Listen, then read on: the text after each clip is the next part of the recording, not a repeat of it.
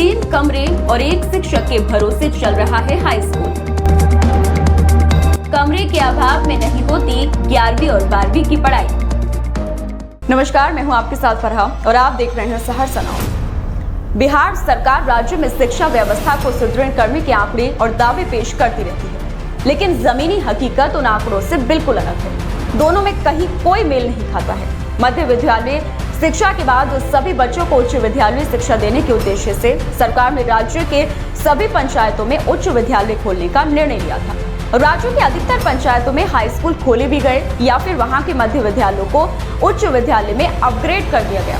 लेकिन दुर्भाग्य, ऐसे अधिकतर विद्यालयों में ना तो पर्याप्त कमरे हैं और ना ही पढ़ने के लिए योग्य शिक्षक, लिहाजा बच्चों की पढ़ाई पर इसका प्रतिकूल असर पड़ रहा है। सहरसा के ऐसे ही एक विद्यालय की रिपोर्ट। सहरसा नगर निगम क्षेत्र का मध्य विद्यालय नरियार का परिसर 2020 में इसी परिसर में उच्च माध्यमिक विद्यालय की स्थापना की गई थी। 2 तल का भवन बनाया गया। हर तल पर एक कमरे बनाए गए।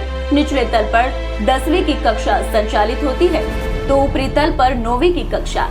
बीच वाले तल पर बने एक कमरे को प्राचार्य कक्ष कह लें या स्टाफ रूम या पुस्तकालय या फिर स्मार्ट क्लास। पुस्तकालय ऐसा कि अलमारी तो भरे पड़े हैं लेकिन उसमें एक भी किताब नहीं है। स्मार्ट क्लास ऐसा कि एलईडी को छोड़ कुछ भी नहीं। इस हाई स्कूल में बच्चों के खेलने के लिए ना तो कोई खेल का मैदान है और ना ही झंडा फहराने की कोई जगह।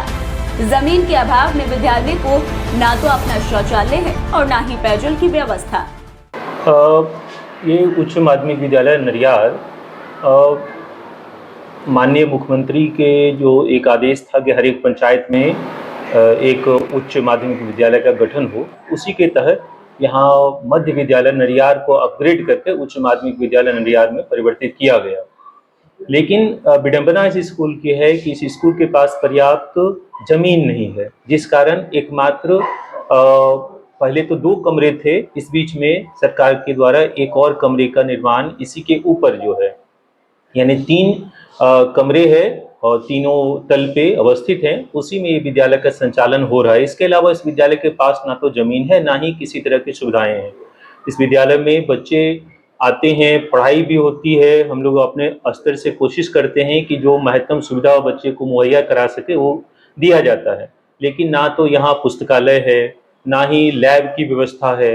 इवेन की शौचालय तक हमें जाने के लिए मध्य विद्यालय नरियार पर ही आश्रित रहना पड़ता है। पेयजल की सुविधा भी यहाँ नहीं है क्योंकि हमारे पास जमीन ही नहीं है। किस जगह हम टैंक लगवाएंगे, कहाँ मोटर होगा, कुछ भी हमारे पास जमीन नहीं है, जिस कारण से यहाँ बहुत सारी दिक्कतें होती है।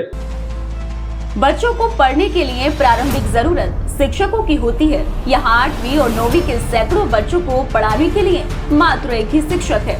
वही छात्र छात्राओं को साहित्य से लेकर गणित, विज्ञान, संस्कृत और आर्ट्स के सभी विषय पढ़ाते हैं। हालांकि प्रधानाचार्य के अनुरोध पर मध्य विद्यालय के कर्मी शिक्षक की यहाँ प्रतिनियुक्ति की गई है। शिक्षा विभाग को यह भी गंभीरता से सोचना चाहिए कि मध्य विद्यालय और उच्च विद्यालय के कोर्स पूरी तरह अलग होते हैं। हाई स्कूल में विषयवार शिक्षकों की जरूरत होती है। जगह के अभाव में इस उच्च माध्यमिक में 11वीं और 12वीं की पढ़ाई नहीं होती है।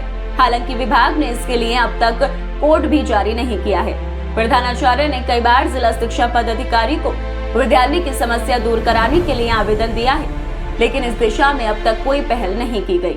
यह हमारे पास शिक्षक की भी कमी है। एकमात्र शिक्षक के भरोसे ही विद्यालय भी चल रहा है। हम लोग आशान्वित थे कि कम से कम TRE 3 में भी इस विद्यालय में शिक्षकों का पदस्थापन होगा, लेकिन दुर्भाग्य की TRE 3 में भी एक भी शिक्षक को यहाँ नहीं भेजा गया, जिस कारण अभी 9th और 10th में जो क्लासेस होते हैं, क्योंकि यहाँ विषयवार शिक्षकों की आवश्यकता होती है, बच्चे कई विषय से महरूम उन्हें होना पड़ता है, उनकी पढ़ाई नियमित रूप से नहीं हो पाती है।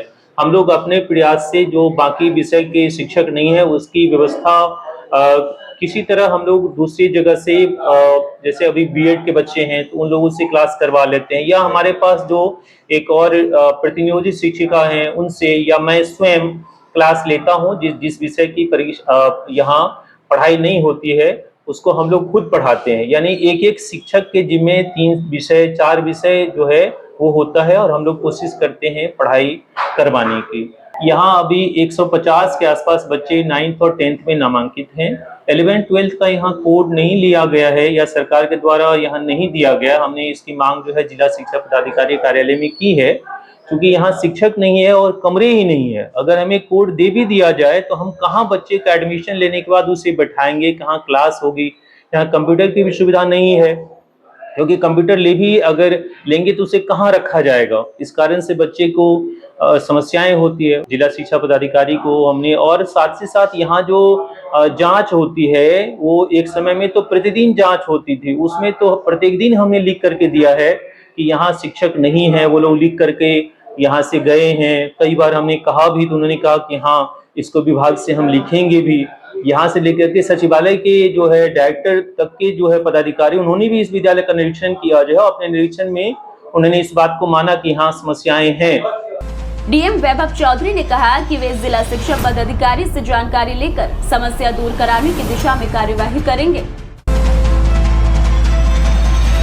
छोटे से बड़े स्तर पर कहीं भी शिक्षा के साथ मजाक ठीक नहीं है। सरकार आंकड़ों की जादूगरी खेलना बंद कर जमीनी स्थिति को सुधारने का प्रयास करे तो निश्चित ही बच्चे शिक्षित होकर अपने जीवन में स्वावलंबी और आत्मनिर्भर बन सकेंगे।